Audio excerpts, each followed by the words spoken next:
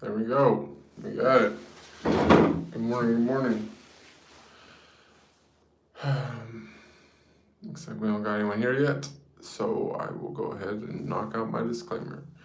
Don't forget to like and subscribe if you want to get future notifications. Turn on the bell. I don't always advertise ahead of time. And there is a 5-minute delay on the chat. So if you want to join the conversation, you will have to have 5 minutes worth the patience if you're a new subscriber. Otherwise, hope you've been liking and subscribing for a while now and returning to see me. Anyways, that being said, I am not a medical professional. Nothing I say is intended as health advice. Any major changes made to your diet or any other aspect of your lifestyle, something you check with a doctor with before enacting your own life. I'm also not a financial advisor. Nothing I say is a recommendation for investment. That being said, I am a law-abiding citizen. Nothing I say is an admission of guilt, and all opinions around and are in no way affiliated with YouTube or any other network you may be listening to or hearing this on in the future. Looks like we got our first chapter. Benito, good to see you. Happy to have you here.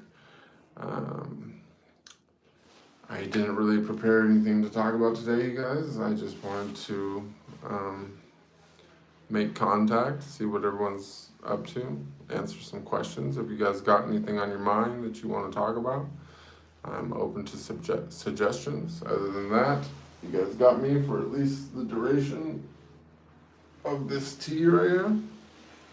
My new mug. Thought it was a good mug.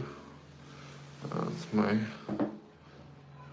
most interesting purchase recently. It's a fucking beautiful day though. Can't have any complaints about that. But yeah, how are you guys doing? What's going on? I guess it's gonna take a minute. Probably get some people here, but we'll see what's happening. Right now we got Benito and another person to whom which we don't know who it is yet. They might be a new person waiting to talk. So again, you guys, there's a 5-minute delay on the chat. As much as I hate to do that, it's totally necessary because there seems to be a tremendous amount of people who just scroll through YouTube looking to disrupt, and so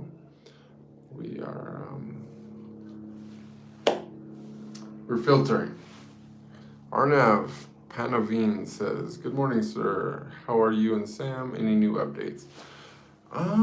Well, let's see, new updates. Well, me and Sam are, I don't know if I would say there's a new update. We've definitely been doing some new things. We just came back from a month in the mountains, and we were up in a cabin up in a place called Ideal Wild, which is in Southern California at about 7,000 feet.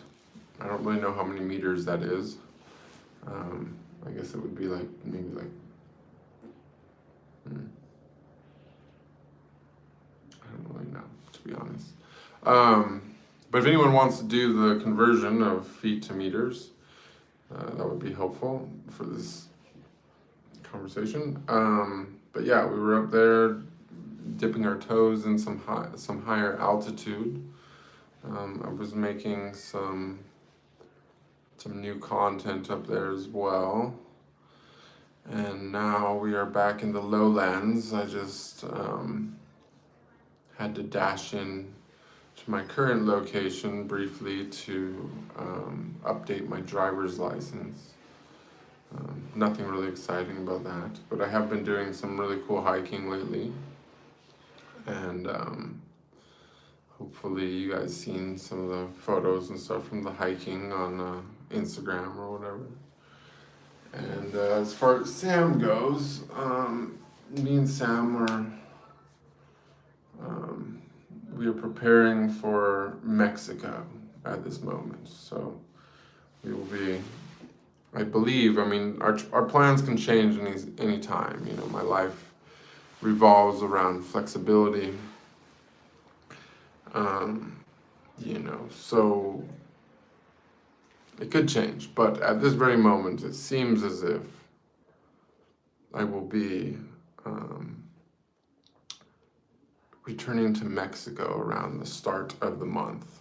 So we'll see what's going on from there.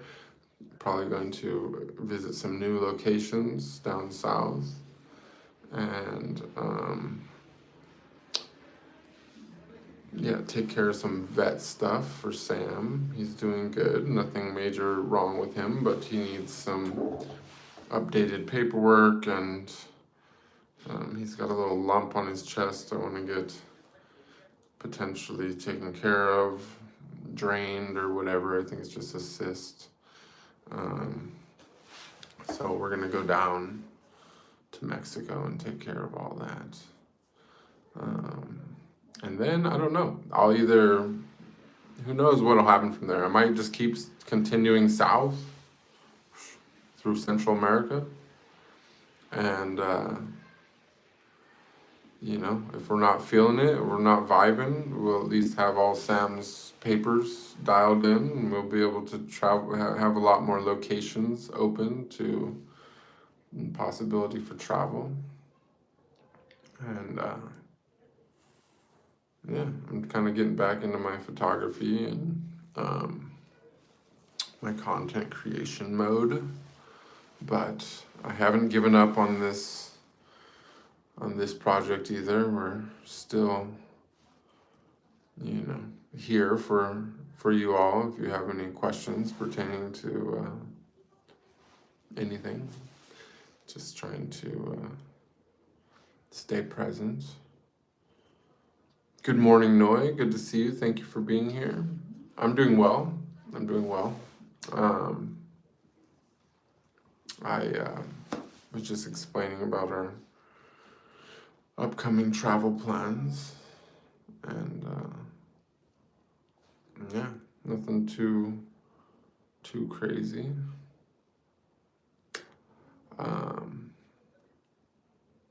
But you guys, if you want to think of a question for a second, you know what? I just realized I forgot to grab my honey, and I want to sweeten this tea a little bit. So I will be back in about 30 seconds.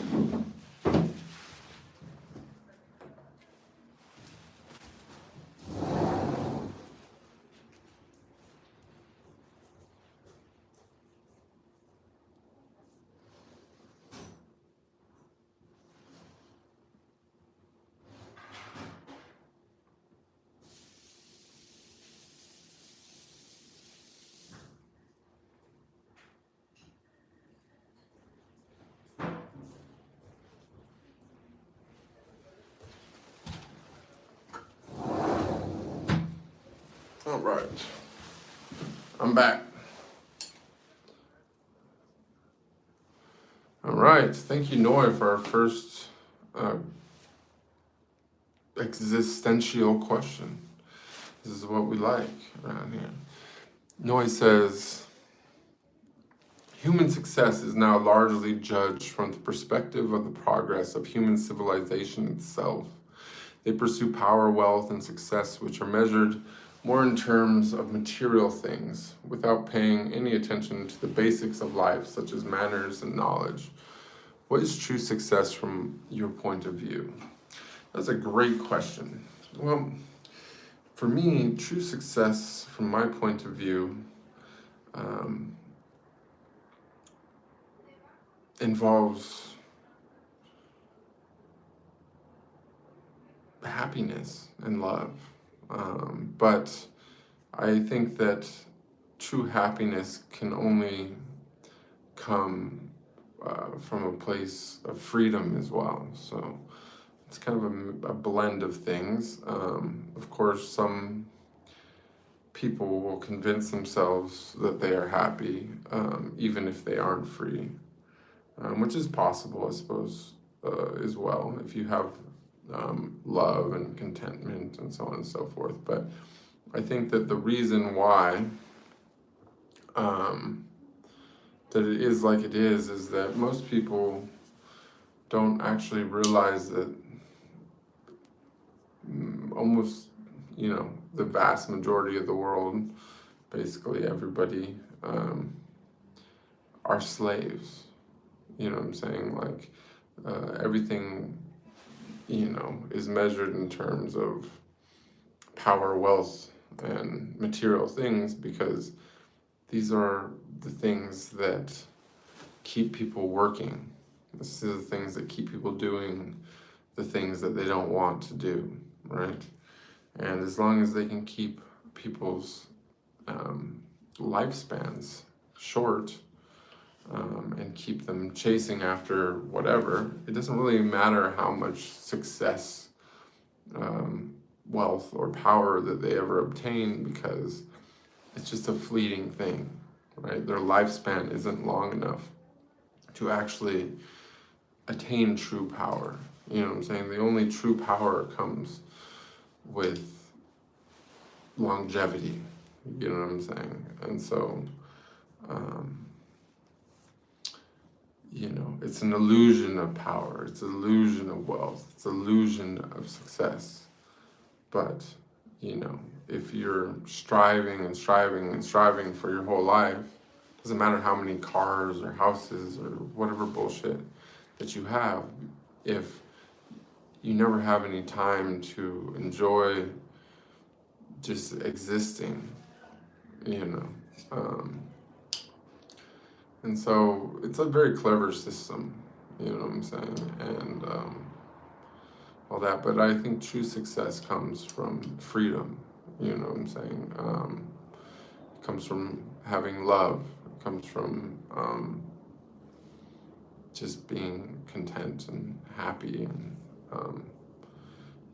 the greatest of all is to know the love of your creator, right? So, like, once you've felt that, everything else just falls away, and that's all you end up with anyways, because nothing else can really matter to you at that point. Because once you love your creator, you love everybody. You touch that unconditional love, right? When you have unconditional love, suddenly you are free, because your happiness and your contentment and so on and so forth, your feelings for others and for yourself are no longer circumstantial at that point. It just becomes your state of being.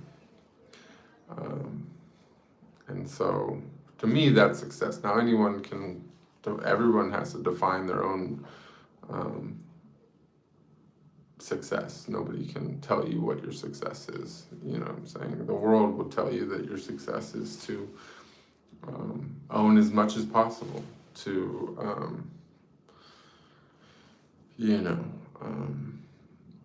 to have high income, or some people might say it's to have a lot of children or something like that, which is probably closer to the truth than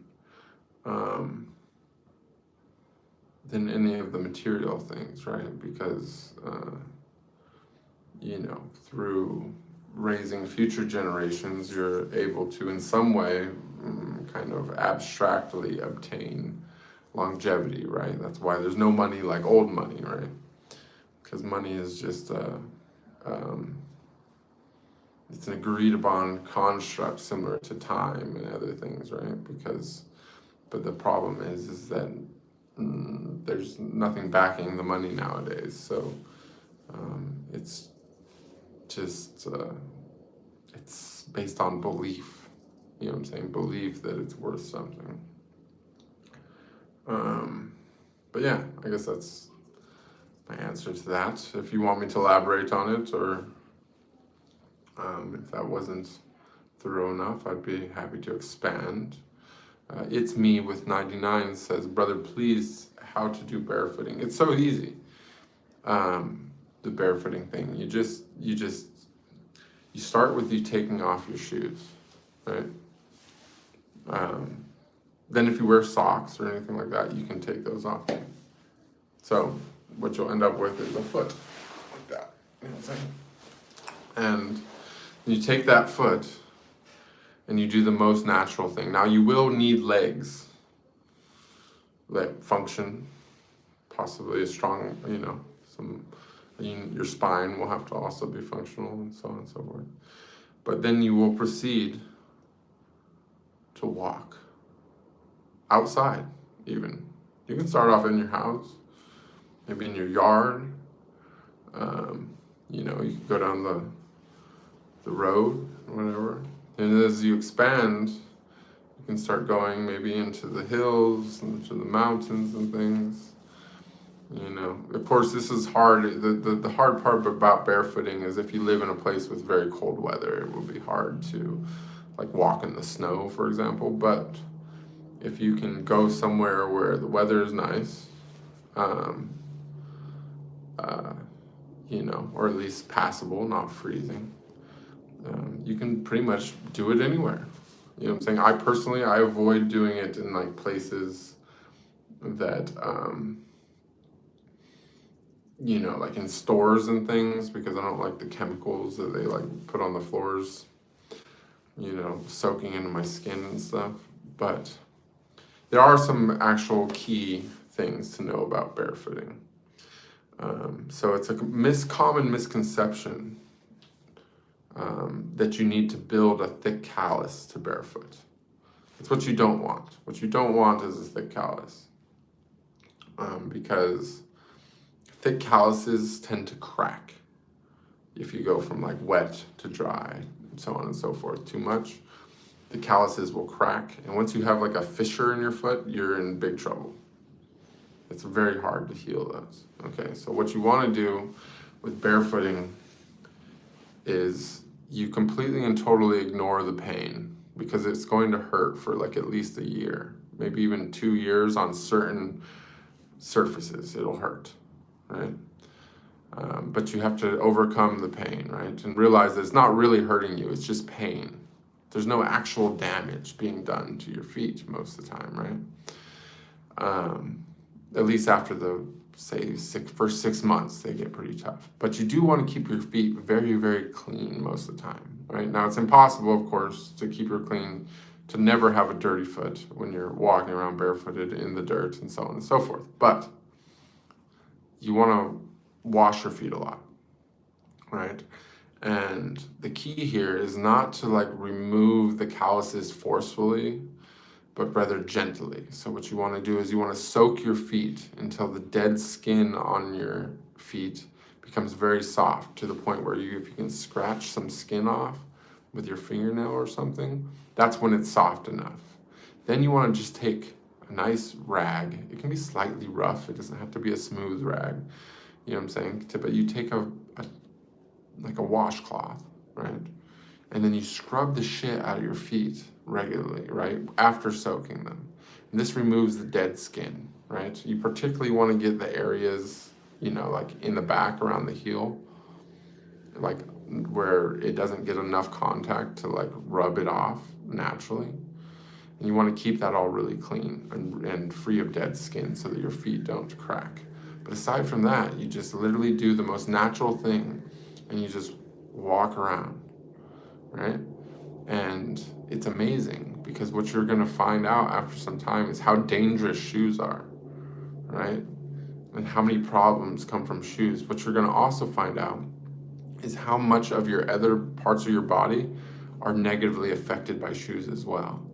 If you have any kind of knee pain or back pain, you can look forward to all that probably going away just from being in contact with the earth. You can also look forward to having to eat far less, because if you're touching the earth and you're also in the sun at the same time, your body can learn to create some type of, charging system, right? Sounds crazy, but it's absolutely true. And there's so much pain that will disappear from your body from getting rid of shoes.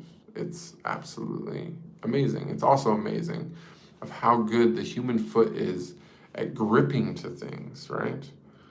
Once you build up the muscles and stuff in your feet, you'll wonder how you ever managed to walk with shoes to begin with, right?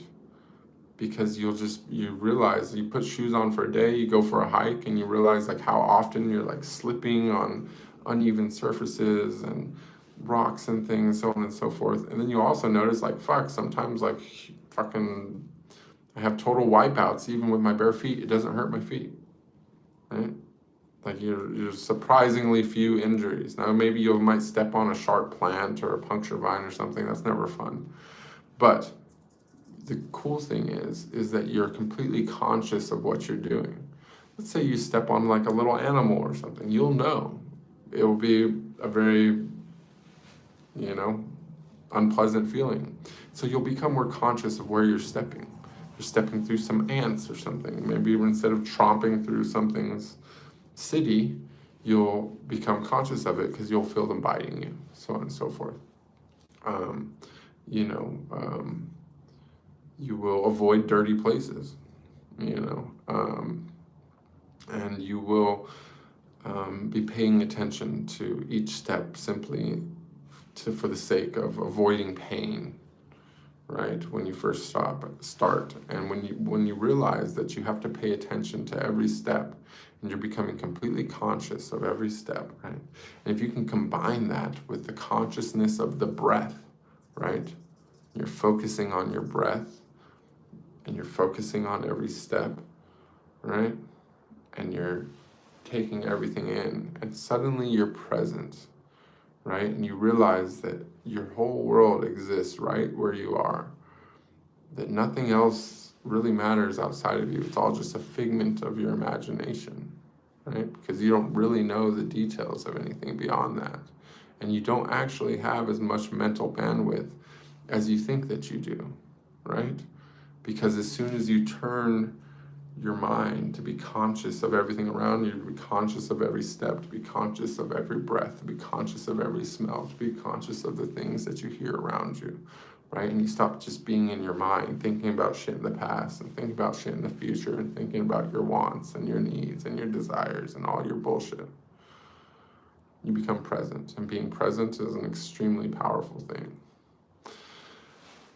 So that's my advice on barefooting. I highly recommend it.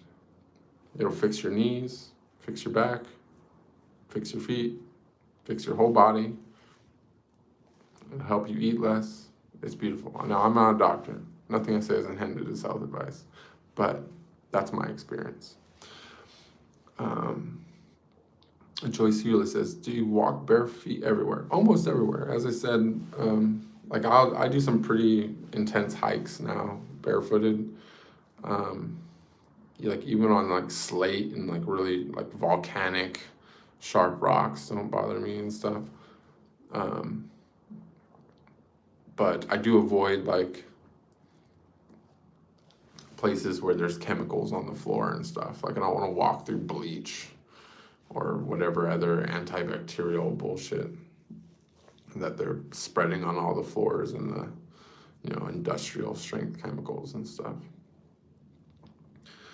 Noy says, I love how you spend your time in nature because I believe nature can recharge our energy and mood. Yeah, I mean, when you realize, if you spend enough time in nature, you realize it helps you realize what the powers that be has taken from us. You know what I'm saying? When you just go spend your time in nature and you just connect with everything, you realize like, fuck, this is amazing. Not only is it amazing, but it's free. What a fucking concept. That you don't have to do anything. You could just exist and be in harmony with your surroundings. You know what I'm saying? Like if we were, if you got some land and stuff, you could plant your own food. You could raise your own animals. You could just,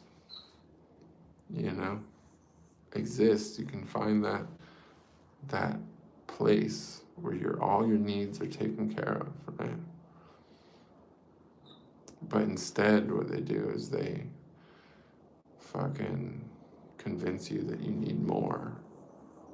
You know what I'm saying? They may want you to have so much stuff that you can't even travel, that you always have to go back to the same place. You have to go back to your house, right? kind of like being in jail, right? I've been in jail, so I know that that's how it works. You got to go back to the same cell every day, right? Except for at least in jail, they feed you. You know, when you're going back to your house every day, you got to pay for your food, right? If you're not growing your own, if you're not self-sustaining, then you have to pay for everything. Well, how do you get the money? You got to work for it, but who decides how much the money's worth? The people growing the food, right? That controls all the food and the distribution of the food, right? What about your car that you need to go to work? And what about your gas? Who controls all that? Same fucking people. So, you know, it's a pretty interesting phenomenon of how they've taken over the whole world and made everyone slaves without them even realizing it. It's crazy.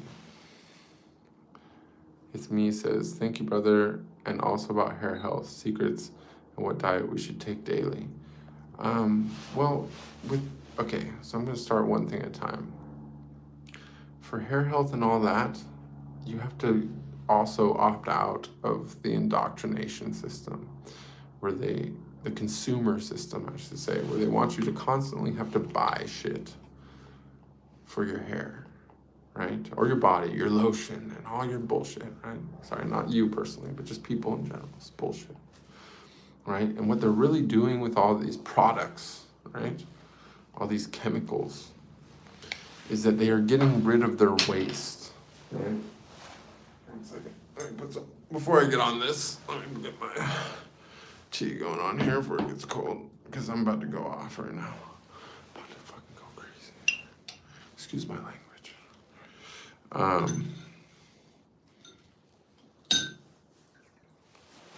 Okay. So, what you have to understand is that the oil companies, the petrochemical companies, so on and so forth, they have a lot of waste products, right? And it's not just them. There's also like the agricultural companies that make all the fertilizers and all this different shit, the pharmaceutical companies, so on and so forth, right? And to create all these chemicals and shit that they need for war, right? Because what sucks up the most gas and everything else, it's war, right? These big ass boats and bullshit like that, right? So they produce all this fucking oil and other things, but oil's like a big one. We could just focus on that for now. But there's so many things. There's drugs, oil,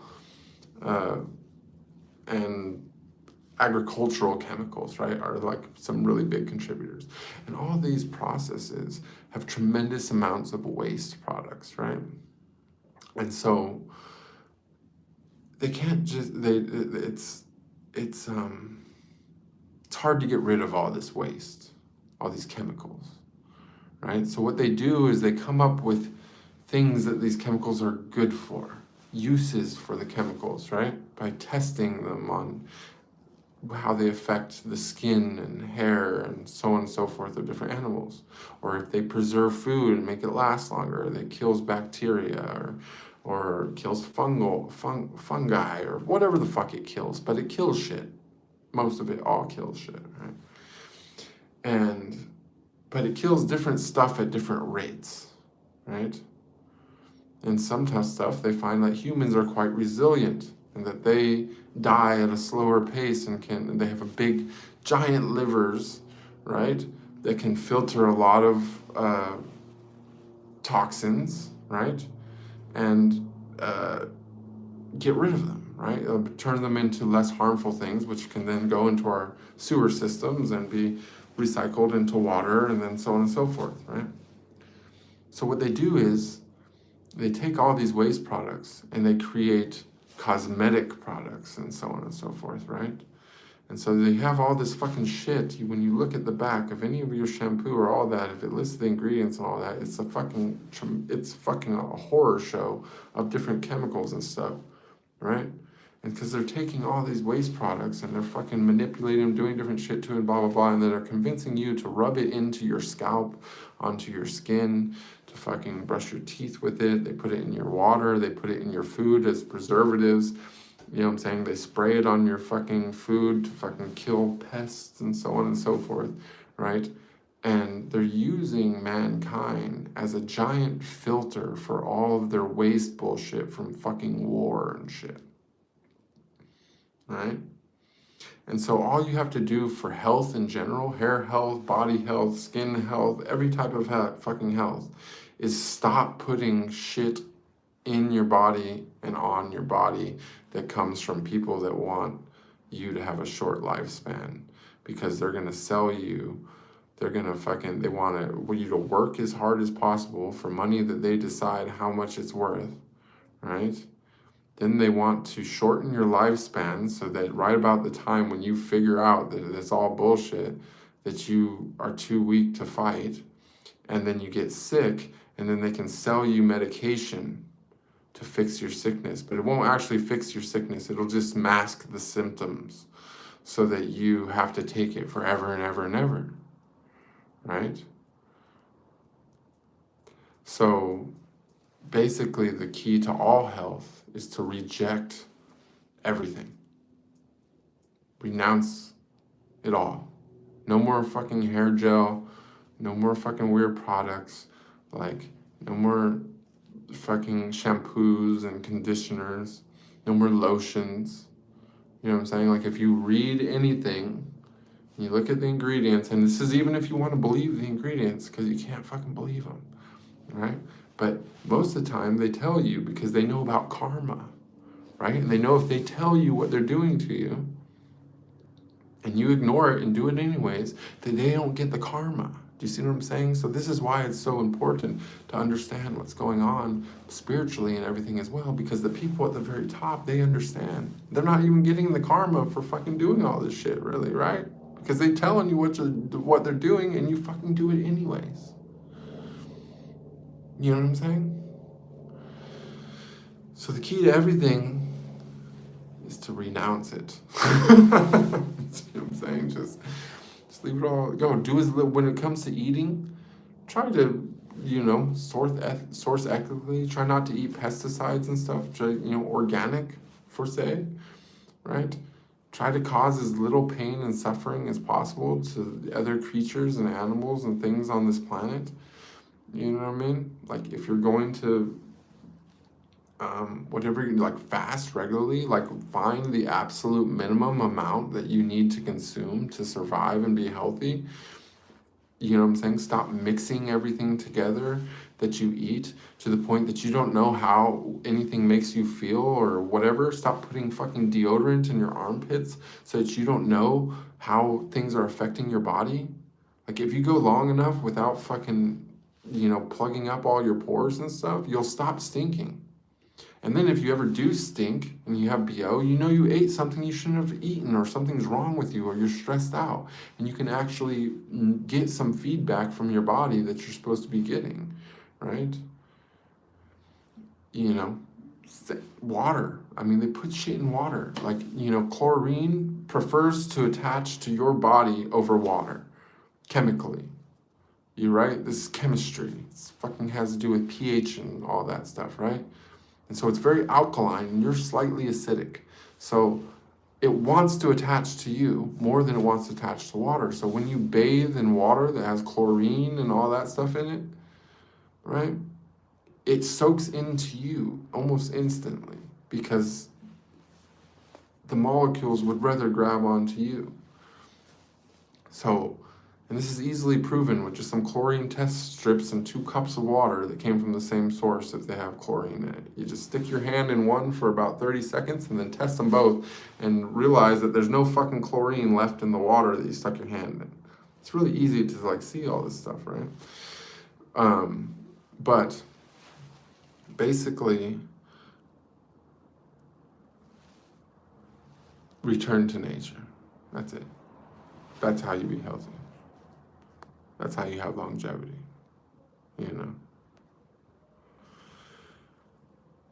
Chirag says, hey Bruce, just your opinion, people doing alcohol and other substances rather than addiction and positive spirituality, how can one change to spirituality as well to detoxify themselves from alcohol? Well, that's a good question. I mean,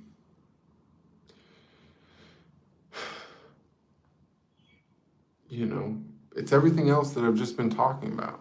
Like if you realize some type of happiness and contentment, and if you know, connect with nature and so on and so forth, and you become present and you're, you know, consciously doing everything. You're consciously eating, you're consciously bathing, you're consciously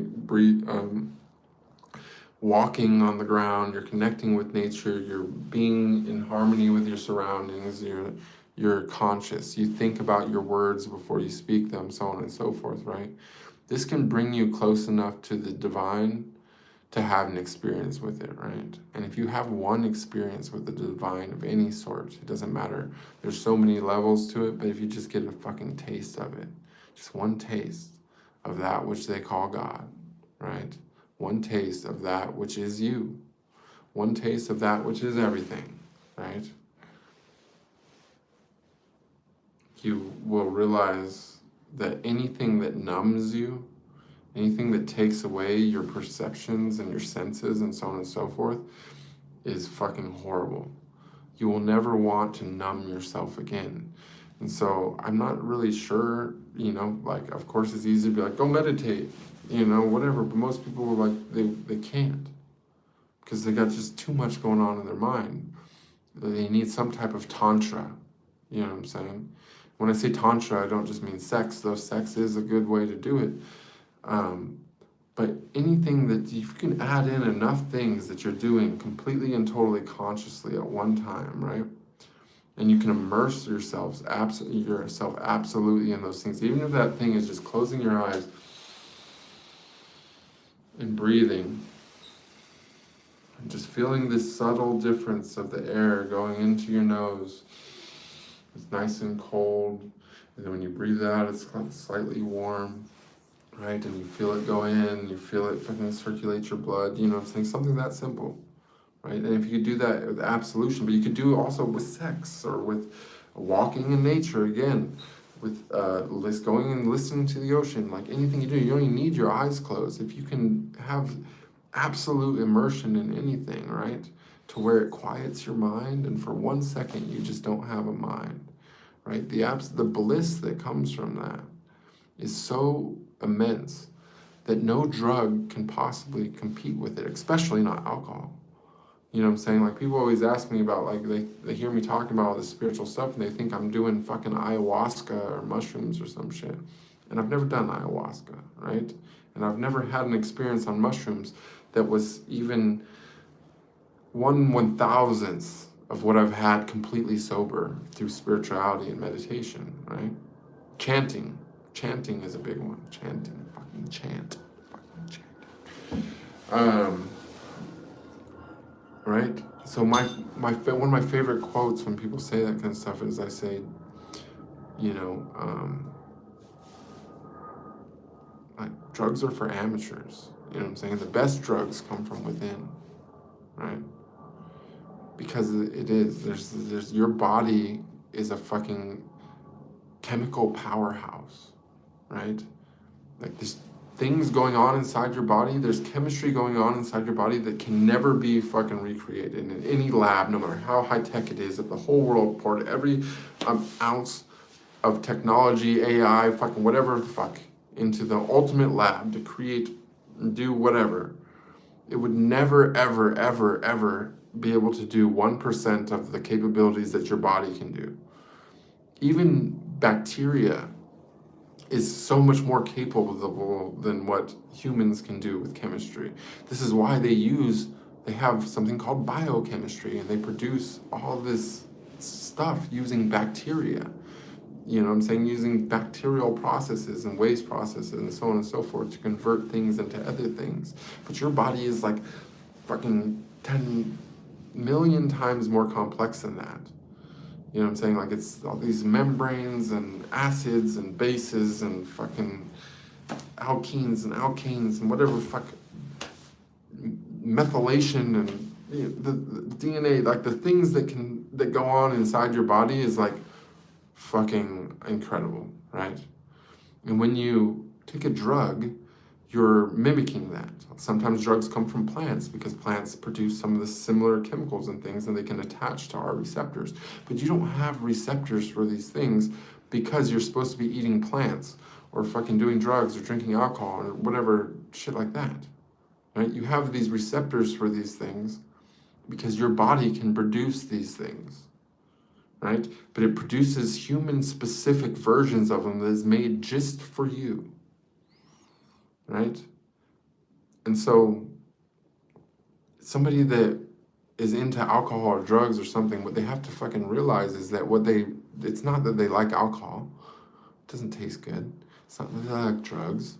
You know what I'm saying? It's that they like to be high. It's that they like bliss. They like to feel something, right? And if all they have to really do is to realize that the most blissful, ecstatic sensations that a human can ever experience is through an experience with God, right?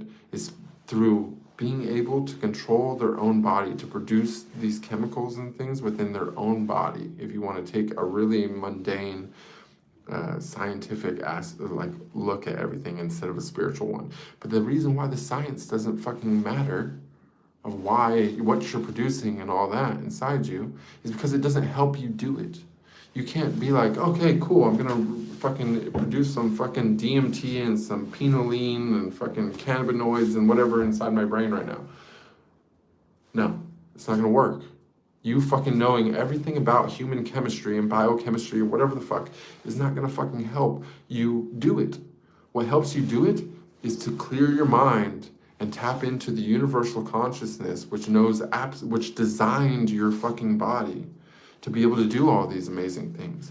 And when you wipe away this fucking human personality or whatever that you created and you tap into the divine consciousness which created you and made this body possible, suddenly you can operate this body at the highest level that it can operate at, right? And this brings longevity, this brings health, this brings blissful, ecstatic sensations beyond anything in imagination. And instead of it giving you a hangover and all that stuff, it heals you, it reverses your age, it does amazing things for you, it makes you smarter, it does it all. It makes you at peace, makes you nicer to other people, makes you fucking feel love in a way that you fucking can never feel for even your children. Not for your husband, not for your wife, not for your children, nothing. You can love the entire fucking world on a level that all the ecstasy and MDMA on the planet fucking couldn't make you fucking do, right? And that's all inside you, but you have to tap in to the consciousness that created you, and that's what's underlying everything that you think that you are, but it's really just your ego, right? So it doesn't matter all the science and stuff into it. It's spirituality and connecting with your creator that allows you to actually be able to do it, which is so much more important than understanding it, right? Because you can understand it all instantly. There's no progression of learning. All knowledge, all learning is obsolete if you can connect with your creator, because there's nothing new under the sun. Everything that can ever be known or ever was known is already known because it was created. You know what I'm saying? So that's my answers there. Anything else you guys want to talk about? I feel pretty good about this stream so far. We're at 44 minutes.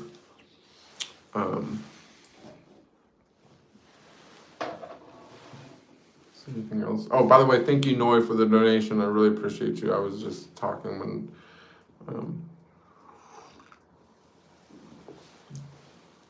when it came through.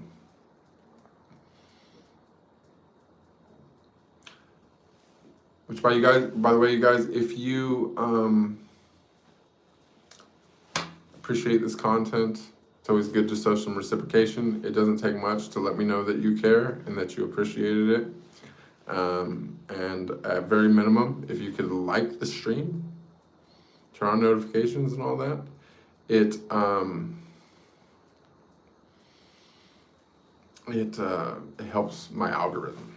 So, and by helping the algorithm, you don't just help me, you help everyone that discovers this content, and it helps them some way in their life. So if you think this is helpful content that can help other people, don't forget to like and share, for that matter. Splendid Charm says, Bruce, I recently found your YouTube, and now you're one of my favorite YouTubers. I've known you for years, and your journey is so crazy and inspiring. Well, thank you, Splendid Charm. I appreciate that. Honestly, it means so much to me. You know, as much as I have some other content out there and so on and so forth, my heart and my soul is most attached to YouTube. And as we know, all attachment leads to suffering, but all suffering leads to greatness. So for better or worse, this is where I'm at. But thank you for saying that. It means a lot. And, you know, I'm glad to share the journey, because it was probably even more unexpected for me than it was for everyone else, let me tell you. Joey says, what do you think about body hair? Well, I think of the same thing as I think about everything on the body, is that, you know,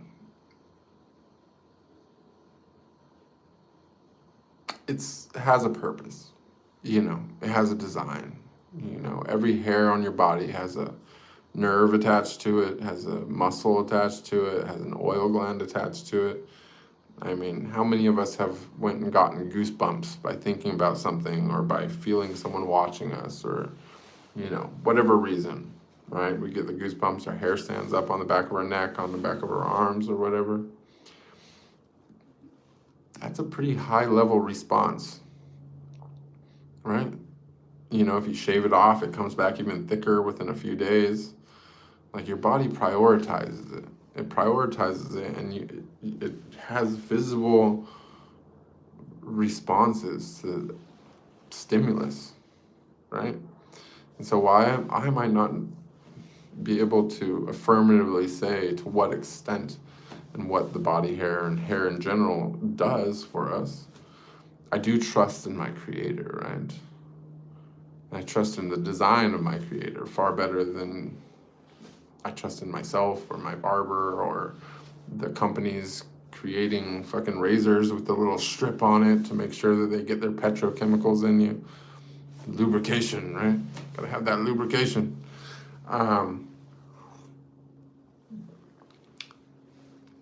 So, you know, in general, I would just say, to know thyself and learn thyself. Stop fucking with yourself, right?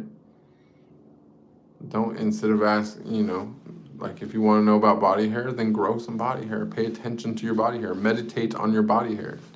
Ask yourself what it's doing for you. Just like with your diet, stop mixing everything together and being like, okay, what gave me a tummy ache? I don't know. I ate 10 different fucking things today, 50 different things today, all these ingredients today. You know what I'm saying? Eat one thing for a few days straight, see how it makes you feel. Maybe even a week, you know? Stop drinking, start, you know, doing all kinds of stuff without knowing how it affects you.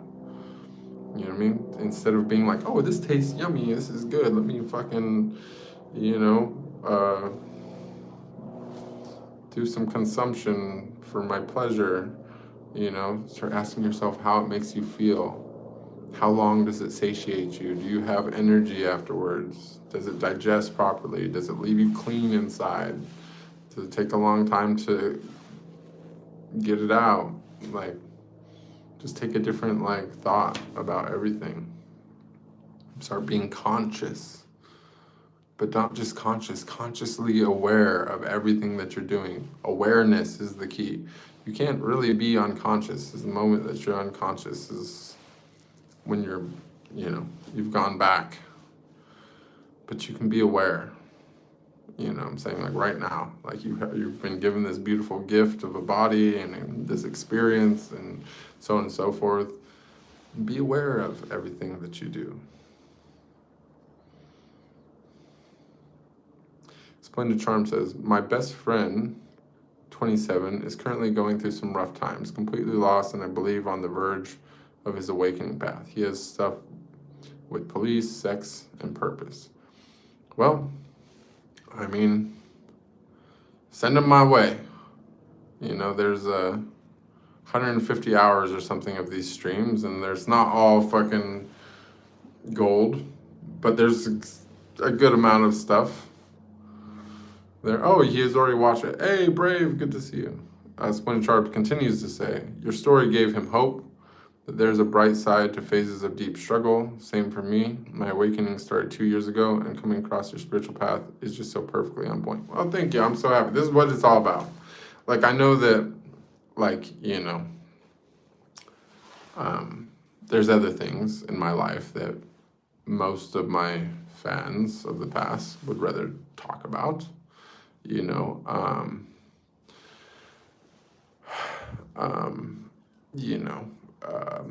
so on and so forth. And I know that the spiritual thing is sadly not a super popular topic because, you know, it requires introspection, and a lot of people don't want to be introspective, and it requires, you know, a certain level of experience to understand what I'm saying, because let's face it, if you've never had any type of spiritual experience at all, then it all sounds pretty crazy. But that's all by design, as we know. They've been, you know, giving us Disney and whatever else since we're kids, and we see they frame magic and all that as something that only happens in fiction. You know, they show you the truth, and then they call it tall tale, which does more to you than telling you nothing at all, right? Because then you're open and receptive to your own experiences, right? You don't. Instead, they teach us to like gaslight ourselves, right? So that being said, when it all happened to me, which also was not too much longer ago either, it was in September 2011. I'm sorry, 2023 is when I became consciously aware of what was happening to me, though it probably, in retrospect, I think it started before that, obviously, but you know, I thought I was going crazy. I'm sure many of us have had this same feeling, you know, that like, you know, all of a sudden things are happening which don't fit the narrative, right? And you can only self-rationalize it away for so long, but as if it keeps going, you know, you keep living it, eventually you have to, something breaks, you know, something gets to the point that you can't deny it anymore, right? You can't come up with an excuse for it. So, you know, naturally, you know, you think of what they've shown us, right? And they say, you know, you go to a psychologist or something. A lot of people make this mistake. They go to the psychologist and they go, you know, hearing voices. Like, doesn't everyone have an internal monologue, right? And then they want to give you pills, right? Again, back to the pharmaceutical company and so on and so forth. And it's just anything to stop people from becoming free, from liberating themselves, right? And to get rid of all their bullshit chemicals. So yeah, a lot of people don't finish the process because they end up on medication. And again, I'm not a doctor. Nothing I say is intended as health advice. But, you know, like for me, I didn't really have anyone to talk to me or tell me what was going on. I didn't really have too much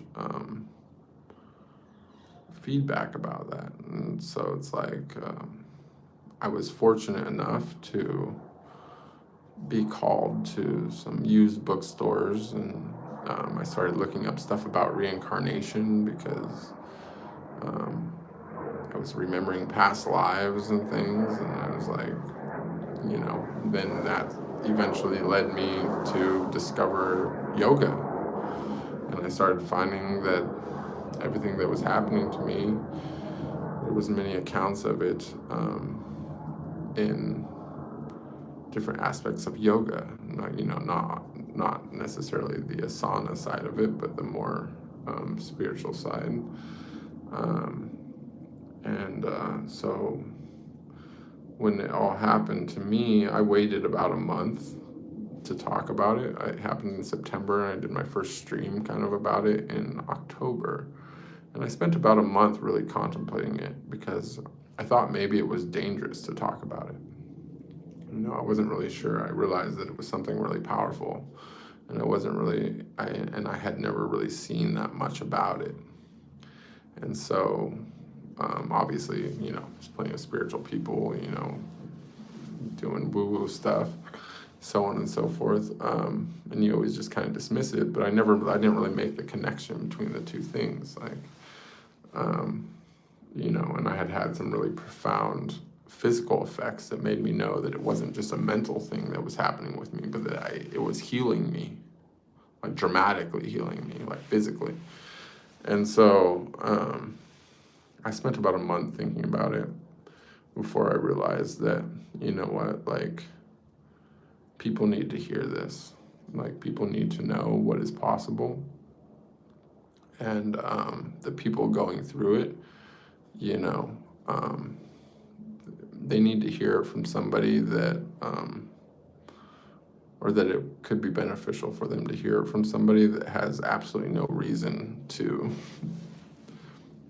you know, do it. Like, of course, there's plenty of, like, influencers and things that are trying to make a buck off of anything. And that's sadly one of the things. But for someone like myself who was streaming for a long time before that, about completely different stuff, and you could see me, you could see the physical changes, you could see my personality just change overnight, and you could also see this, you know, I hate to toot my own horn, but this sudden expansion of wisdom and like a completely different way of thinking. And I realized that even if it was dangerous, even if it was something that the powers that be don't want us to talk about or to know about, that I needed to create, I needed to share it, because, I mean, it's fucking God's plan, right? Because why else wake up a porn star while he's driving through the desert? Other than if it's to bring this message to all the people that that I had already gathered through my other content, right? So, yeah, so anyways, thank you for this message, because it means a lot to me, because, you know, like I said, I felt like I was taking a huge risk by sharing it, and obviously I sacrificed a lot for this lifestyle and to pursue it and to, you know, try to self-realize and bring whatever information that I obtained from that to the people following me. And so, you know, it definitely feels good to actually hear it and to know that it's helping people, rather than to just be like blindly going, you know what, this has to be helping someone, but not really knowing, you know what I'm saying, or not really hearing it, but just having faith. And so I do appreciate you coming on and telling me that, and definitely tell your friend I get it, and that I'm happy it could help. And it does get better. It gets so fucking much better. It gets really, really, really, really, really good. And that it all just comes down to virtuous living, you know, and that might sound weird coming from an adult film star, but, you know, and I've surely not been perfect, but even at my lowest points, like, I do feel that that's what I did right, is that I tried to operate on a basis of of love and passion and so on and so forth. And that was something I was rewarded for. So thank you for sharing. Brave, you're feeling heavy today. I'm doing good. I'm doing good. Sometimes heavy's not bad. You know, you gotta, you know, gotta face the shadow here and there. I've definitely been doing a lot of shadow work lately. I've had some heavy days not so long ago, but they're getting better now. And, you know, it always just continues to prove to me over and over again that as long as I'm operating on the frequency of love, that the shadow can't really stay long. So things are looking up. Things are looking up. Martin says, hi Bruce, thank you for talking with us. You're very welcome. I'm happy to do it. Splendid Charm says, do you happen to be also into astrology? You know, one of my favorite things about the invention of the AI, or should I say the access to it, is that it's so good at astrology, right? And it's really, really, really interesting how it does all work. Now, I'm not that surprised. I was never really into it historically, but through my spiritual experiences, you know, I've definitely noticed a cosmic correlation. You know, like I always have like 3 levels or 4 levels of like unspoken sensation in some way. Like, you know, there's a physical effect, you know, right? But then there's also like a mental effect. And then there's like a mandala. But then there's also like some type of cosmic body attached to each spiritual experience, right? And I don't know how it is that you know which cosmic body that you're associating with, right? But you know, right? It's like, obviously, like the closer ones come first, the sun, the moon, the earth. But then there's also the bigger ones like, you know, Jupiter and Saturn and so on and so forth. And it's just really interesting how it has such a direct effect. But I mean, in my view, I see these large bodies as consciousnesses, right? As collections of consciousness, right? And that they're making up a part of the larger consciousness, right? And so, yeah, I mean, I guess you could say I'm a little bit into astrology. I don't let it, you know, affect my decisions too much, other than that I tend to try to eat in certain ways, like in conjunction with the moon and so on and so forth. I do have a lot of like, I let the moon influence quite a lot for me. But aside from that, I try not to give it too much weight. You know, I have gone back and kind of studied into all of my different spiritual experiences, and it's kind of interesting how there seems to be some pretty direct correlations with the way my whole life has gone, and also like the dates when the things have happened and so on and so forth, like the bigger things, the bigger events. But while those big events, those realizations come basically instantly when they do come, you know, you have to make your own luck.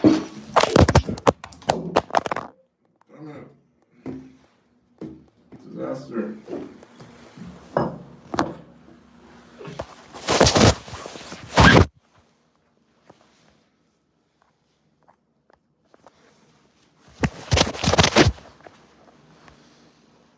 Sorry, guys. Oh, we're zoomed in. So, sorry, I got tea on my camera. Like a full blown. Maybe that was the universe telling me not to continue what I was saying. I was about to say you got to make your own luck. So it's like all the times in between, the big dates that, set you up for it. But, I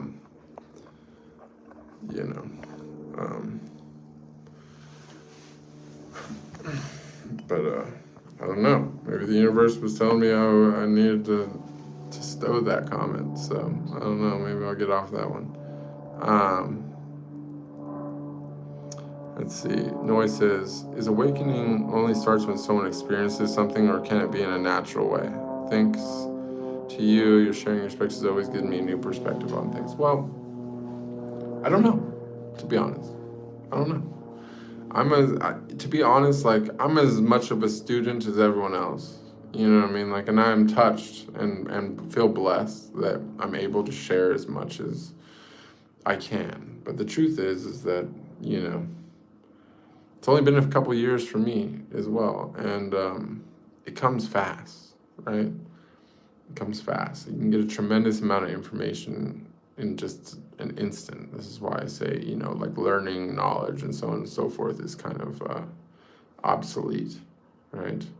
Because by just clearing the mind, releasing the mind, by letting go of that ego concept of logic and reasoning, which is like a linear process, that you can tap into the intuitive mind on a completely different level, where it works in more of like a quantum way, like a spider web of thought, rather than a linear progression of thought, right?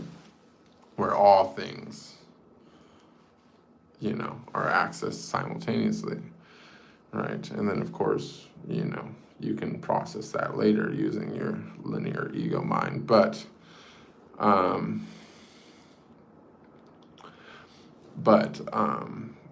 the more and more that you integrate with that subtle essence of the universe, the more and more that you can just rely on the intuitive mind and to just guide you more like a compass, rather than thinking that you have to know everything or whatever. And so the most powerful thing that we can say is, I don't know, right? And the truth is, I don't know. I'm tempted to say that I think it can be a gradual process, of just learning to live right and act right and to be conscious and so on and so forth. But for me, it's always been, that's the slow climb.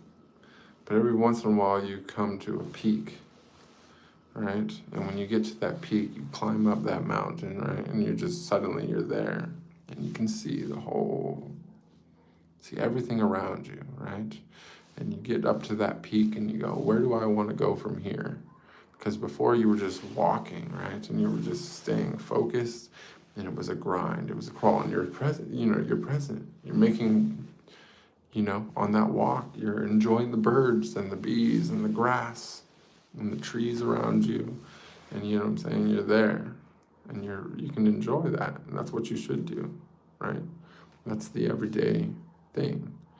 But as you climb that mountain, right? And suddenly you're at the peak. And it's maybe just a small peak. But there's nothing there to sustain you. There's no food, there's no water, you can't stay, right? This is for the sake of analogy. Maybe somebody can stay. Maybe if you can meditate long enough, you can sit at the top of the mountain and you can just be there, because you don't need food and you don't need water, and just the sun and the earth is enough, right? But from that peak, you can see. That's the beauty of the peak. That's the beauty of getting to the top of the mountain, is to see everything else, to see around you. You look around and you can decide where you want to go from there, right? Because before, you had no vision. You had no way to see what was coming next. All you could see was the side of the mountain in front of you, and that was beautiful enough to keep you walking, right? It was a challenge. There was reasons why you wanted to climb that mountain. And when you got up there, you might not be able to stay there at the top of the mountain, right? But you can see, right? You can see in miles and miles in every direction, right? Maybe you look down and you see a fertile valley with a river running through it, and herds of animals, or, you know, maybe you see another mountain that's even higher, and you're like, I want to see the world from there. I want to see the world from that peak, right? Or maybe you see something bad. Maybe you see another area, you're like, ooh, there's, you know, maybe you can see a nasty city in the distance, and you can see all the pollution coming out of it, and you're like, oh, keep me away from that shit, right? Or, you know, you see a pack of wolves or whatever down in this valley, and you're like, okay, maybe that's not a safe place to go, but over here, there's, you know, it looks good, right? And you're like, I want to go there. Or you just see the next peak, and you're like, oh, from that spot, I'll be able to see even more, right? And so then you have to come back down the mountain. You got to keep walking, right? Maybe it's a little bit easier to come down, right? Because it's easier to go downhill than it is to go uphill. And you get down there, but you know your path now. And now you can see your path, right? Because you've seen it for a second from up high. Now you know which direction you're going to go. And maybe once you get down there, you're like a little bit unsure. You're like, okay, fuck, I hope I'm still following the right way. But I remembered that it was, you know, it was east. So you're walking east. You're just trying to, you know, just keep walking into that sunrise, right? And that's how it works. You know, you just keep walking towards it. You just keep living right. You just keep being aware of your surroundings. You know what I'm saying? Like along your way, instead of, you know, just bashing through everything, whatever, you know, you're choosing your steps wisely. You're taking the path of least resistance. You're going where the land is fertile. You're going where there's sustenance, you know, where there's something for you, where you don't have to work so hard for everything, you know. And every once in a while, maybe you want to figure out what you're going to do. You want to climb that peak again, right? Or maybe you're walking and you get a little bit lost. Times that things are getting hard and you're getting a little bit worried, and you're like, you know what, I need to recalibrate. Or maybe you don't have a choice. Maybe you come to the end of a canyon, or you come to the end of the valley, and there's no way out of it without climbing up the mountain again. And so it just takes you there on its own. It was just life, you know. You're just rolling with whatever comes, right? But you know, that's my way of looking at it. That's my analogy. So I think it's both, to be honest.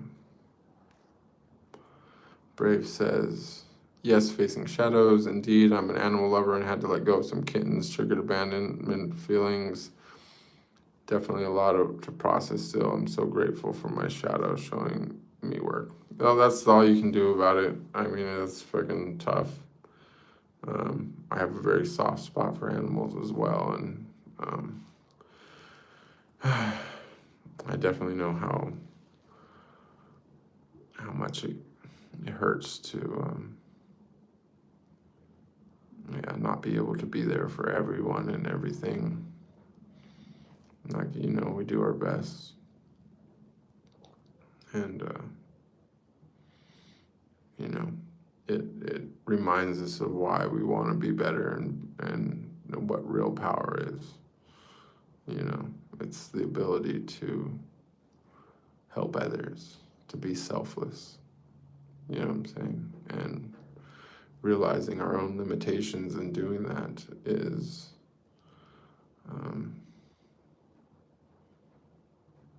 good motivation for improvement. I'm sorry you're going through that. Splendid Charm says, I've started to go deep into birth charts of people, and I've noticed so many correlations. It's crazy. She even checked my birth chart and was curious about my life path, and it reflected perfectly. Yes, it does. It's interesting. It's actually, it's very interesting, in fact. She goes, And this showed me that everything is happening for a higher reason. Even if it seemed bad, everything was needed for the experience of each individual for maximum contrast of an experience. Precisely. It's truly amazing how it all works, you know. It just shows you like the importance of being the observer, you know, and to stop trying to predict things or worry about the past or so on and so forth, but to realize that we're participating in a grand play, right? And that we are the observer, except for we're not just observing it from our own personal perspective. We're observing it from billions of different perspectives, even trillions of different perspectives over the course of time, right? Which also doesn't really exist. So it's our job here to observe, to experience, right? Because our higher self is experiencing everything through us from billions of different angles, right?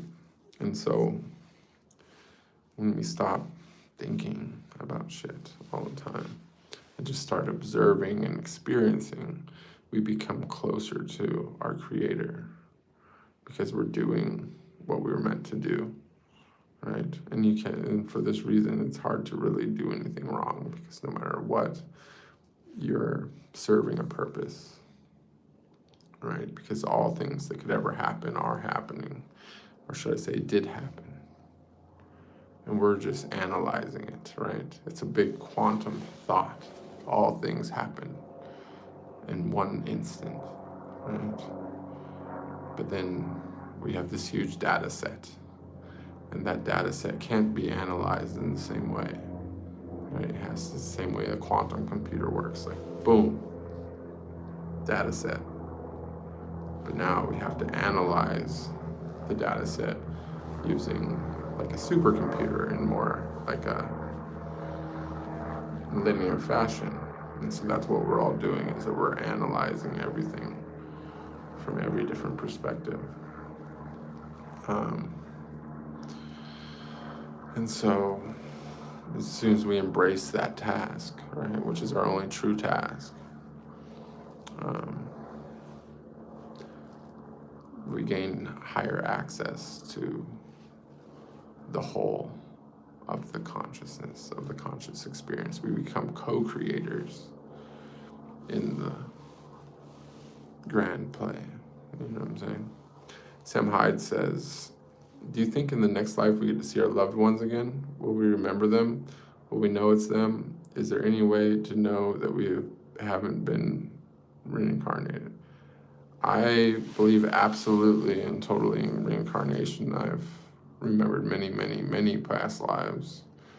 And during one of my more recent experiences, which is now a little bit over a year ago, when I remembered many, many past lives, I got to remember all my past loves, right? And experience my death over and over and over again, and remember the person that I loved at the moment of my death every time, above all things in my mind. Nothing, didn't worry about nothing, didn't care about dying, nothing like that. All I ever cared about at that moment of death was my loved ones, right? And during that experience, I realized that you don't really interact, at least not in a close way. And this isn't just your friends, but your enemies and people, you know, everyone around you that has a major influence on your life. These are all people that you have had many, many, many, many lives with. You know, we play all these different roles in each other's lives, right? It's like a big cosmic family, right? And you don't really interact that much with people that have never been in your life before. It's fairly rare that you come across anyone in a meaningful way that you haven't had a past life with, right? Many of them are loved ones, but some of them are playing the other part too, you know, and they're doing it for a reason, They're doing it as all part of the grand thing, because you see, we're cosmic beings, right? You're actually a star driving a meat suit avatar right now, right? And your cosmic family is everyone in your orbit, or that you're orbiting, or so on and so forth. It's your galaxy, right? So, you know, imagine a galaxy with however many stars. It can be a lot. And each one of those stars is a consciousness. And they all know each other. Everyone knows each other. It's all part of your neighborhood. It's all part of your family, your cosmic family. And everyone in your galaxy has got avatars, right? And doing this grand play, right? Something like that. For, this is why, different people have different effects on you, similar to different cosmic bodies. Some people are really, really close to you because they're literally orbiting you in space somewhere, right? It might be a planet orbiting you, or a moon, or so on and so forth, right? And then you're all orbiting something else, and that's all orbiting something else. And this is consciousness getting bigger and bigger and bigger, collections of consciousness.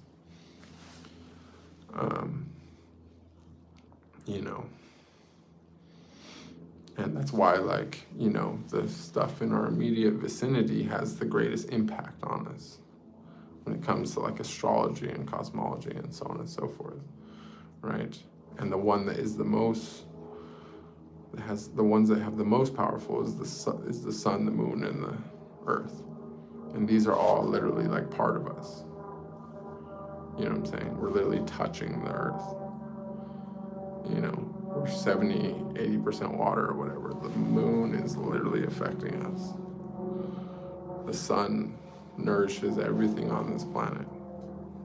There would be no life without it. So,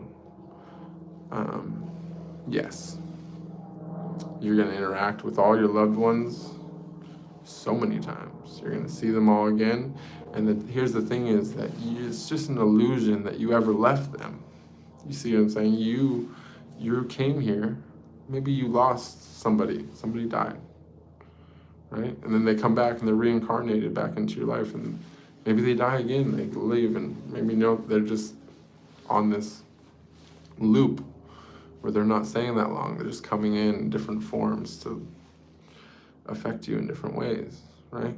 But the reality is they never left you.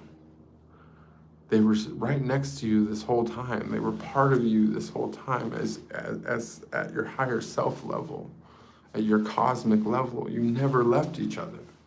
You were always all sitting around watching the show together.